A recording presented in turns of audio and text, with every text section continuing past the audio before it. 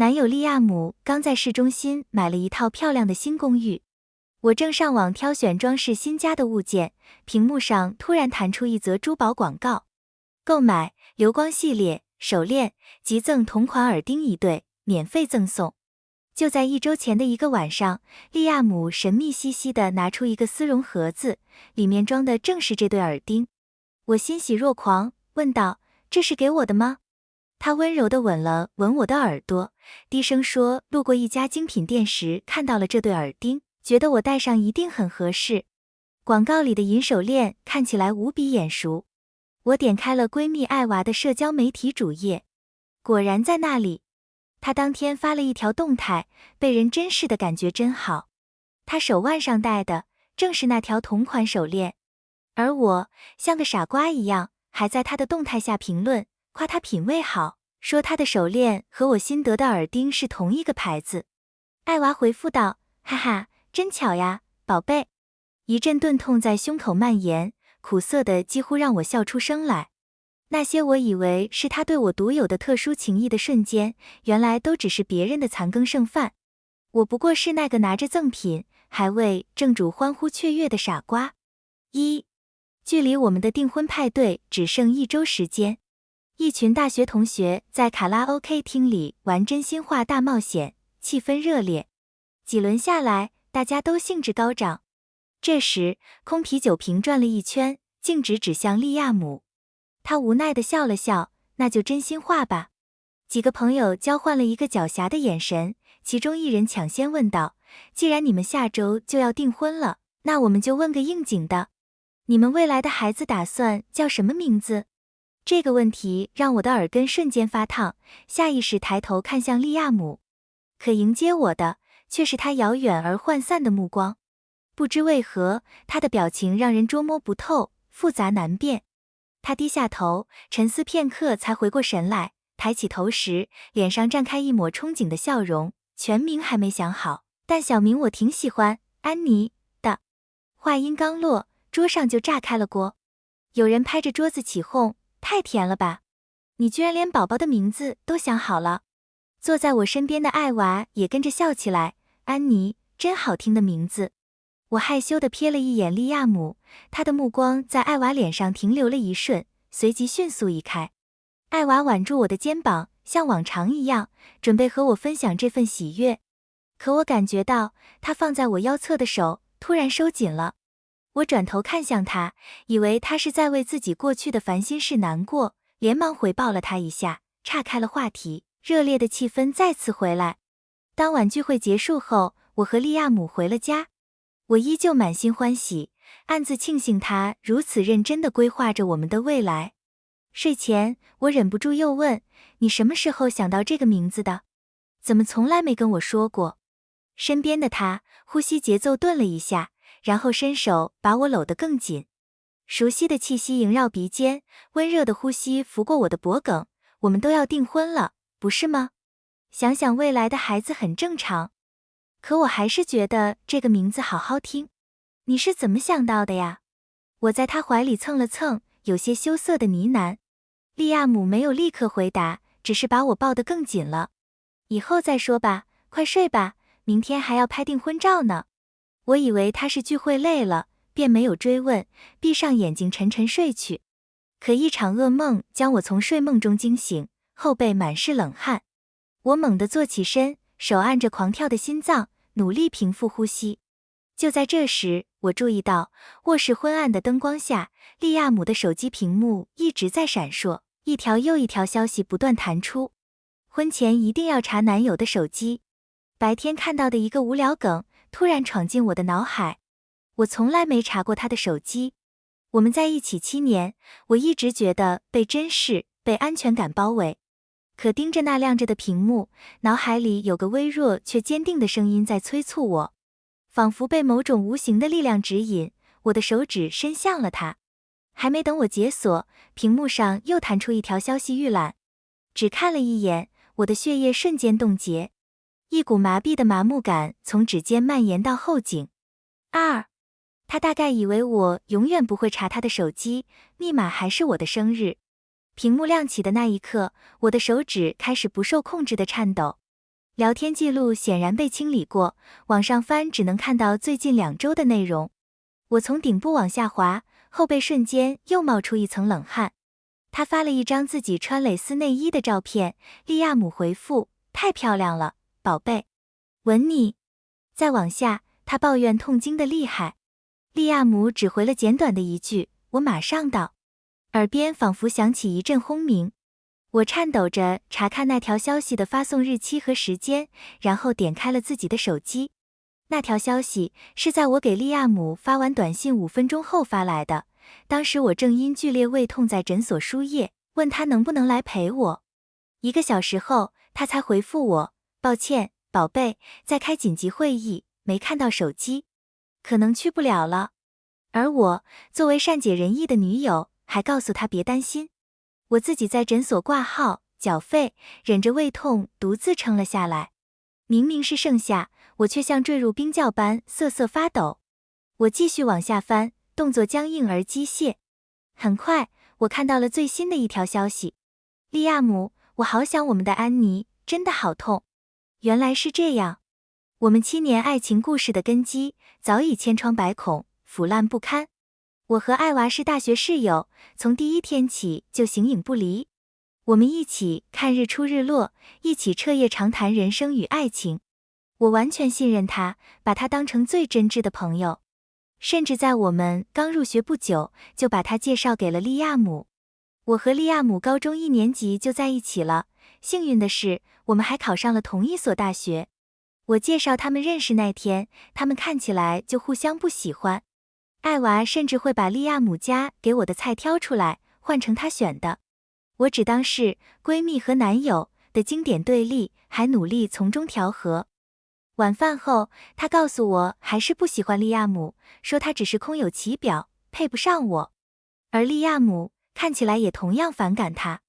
有时候我们3个一起打游戏，他们却总是吵个不停，最后我只好不再同时邀请他们。后来大4那年，艾娃颤抖着来找我，告诉我一个毁灭性的消息，她怀孕了。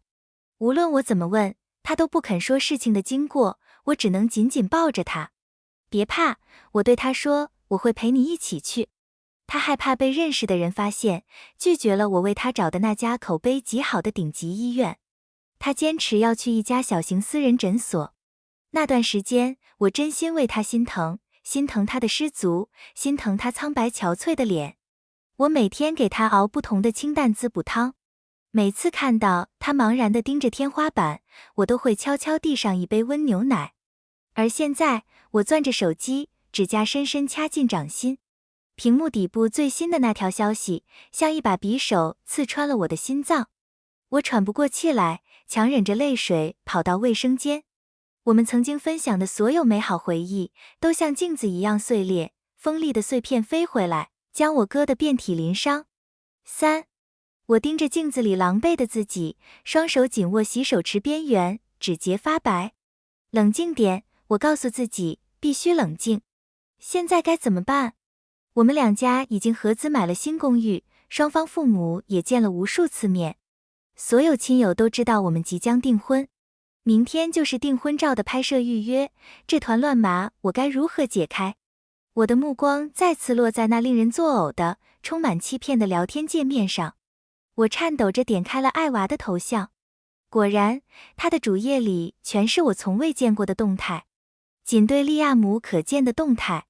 在这个秘密的时间线上，她记录着他们的地下情。第1条动态是一张游戏截图，配文：没有电灯泡在旁边，和你玩游戏有趣多了。利亚姆点了赞，还评论：跟着我，宝贝，我永远是你的冠军。还有一个周末，他发了一张2人交握的手，炫耀着一对情侣戒指，配文加了个粉色爱心表情，听说和爱的人一起做戒指，就能永远在一起。我记得自己不止一次问过利亚姆，能不能一起去那种手工戒指工坊约会，他是怎么说的？幼稚，没意义。我放大照片里的戒指，瞬间反应过来。有段时间，他脖子上挂过一条银链，上面缀着一枚戒指。我随口问他是哪里来的，他当时回答得很紧张。后来，我就再也没见过他戴那条链子。情人节那天，我还为他从街头小贩那里随便买的一朵玫瑰而满心欢喜，而他却发了一张99朵红玫瑰的大花束照片，配文：有时候真嫉妒他，能先拥有你那么多年。利亚姆的评论是一个亲吻表情，后面跟着我会用余生来补偿你。我继续往上翻，是艾娃生日那天，在他公开的我能看到的主页上，只有一组生日派对的9宫格照片，利亚姆为了装样子，甚至都没点赞。可在这个秘密主页里，只有一张照片，配文：最好的生日礼物。照片里是一个男人的侧脸，闭着眼睛睡在凌乱的被子里。是利亚姆。我再也忍不住了，攥着手机，大口喘着气。那天，艾娃邀请了几个朋友举办生日派对。他喝多了，我担心他回家不安全，就让利亚姆送他。当时我还担心他会拒绝，毕竟他号称那么不喜欢他。他确实推脱了几句，但最后还是不情愿地答应了。送完他之后，他打电话告诉我公司有急事，必须去一趟办公室。那天晚上，他没有回家。我怎么会这么瞎？这2个号称彼此无法忍受的人，我的闺蜜和我爱的人，竟然一直都在欺骗我。他的私人主页就是他们秘密生活的日记，一段在阴影中展开的爱情故事，仿佛我才是那个闯入他们感情的第三者。他的动态设置了保留1年可见，我不知道他们的 affair 已经持续了多久。这段秘密的禁忌关系一直在我眼皮底下肆意生长，像一株有毒的藤蔓，在只有他们2人能看到的空间里疯狂蔓延。4. 我赢得全国比赛大奖那天，带着闺蜜和男友出去庆祝。现在翻看她的私人主页，我看到了那天晚上的照片，桌子底下，她的高跟鞋勾着她的裤腿。我看到了我去买单时她拍的照片，她在利亚姆的脸颊上印下一个轻柔的吻。而当我回到桌边时，他们又恢复了互不理睬的样子，仿佛多看对方一眼都觉得难受。他们从这种危险、禁忌的关系中寻求刺激。他生日那天，我在家等着，加班处理紧急事务的男友归来时，他却收到了所谓最好的生日礼物。临时加班，如此蹩脚的借口，却足以让我深信不疑。我趴在洗手池边干呕起来。后来，我请假1周照顾住院的他时，我安慰他，鼓励他，陪他一起咒骂那个对他始乱终弃的懦夫时，他是不是只把我当成一个小丑？那天，艾娃发了一条动态，你曾说人生会有春和夏尽，秋宁冬安。可最后，我还是没能留住我们的小家伙。利亚姆没有评论，但被清理的聊天记录里，一定藏着他安慰的话语。每一个字都像钉子扎进我的心，但我强忍着刺痛，继续往下看。原来他选的那个名字和我没有半点关系。那个我陪着闺蜜打掉的胚胎，她的名字叫安妮。讽刺的让人窒息。如果我从未发现真相，他会不会提议我们未来的孩子也叫这个名字？我滑坐在冰冷的卫生间地板上，分不清心里更多的是愤怒还是悲伤。过去的一幕幕像混乱的电影胶片在脑海中闪过，整件事荒唐的让我几乎想笑。够了，该结束了。我快速给父母发了条消息，然后取消了明天的拍照预约。每一次屏幕敲击都像一锤定音，敲定了我的命运。我茫然地盯着屏幕，利亚姆的手机上又弹出一条艾娃的消息。我好难过，你能过来陪陪我吗？即便已经知道了一切，亲眼看到这一幕实时发生，依旧是一种全新的痛苦。心脏仿佛被一只巨手紧紧攥住。我挣扎着回到洗手池边，把水龙头开到最大。冷水泼在脸上，水流的轰鸣混合着我压抑的抽泣声，耳朵开始嗡嗡作响。这噪音终于吵醒了利亚姆。雷切尔，雷切尔，怎么了？我听到他的脚步声朝卫生间门口走来。我擦干脸上的水，抚平衣服，理了理头发。然后我打开门，直视着利亚姆，按下了他手机上的语音留言键。当然可以，宝贝。我马上到。而且你要知道，这份服务概不退款。5，一声轻柔的提示音确认语音留言已发送。利亚姆盯着我看了几秒，脸上写满困惑。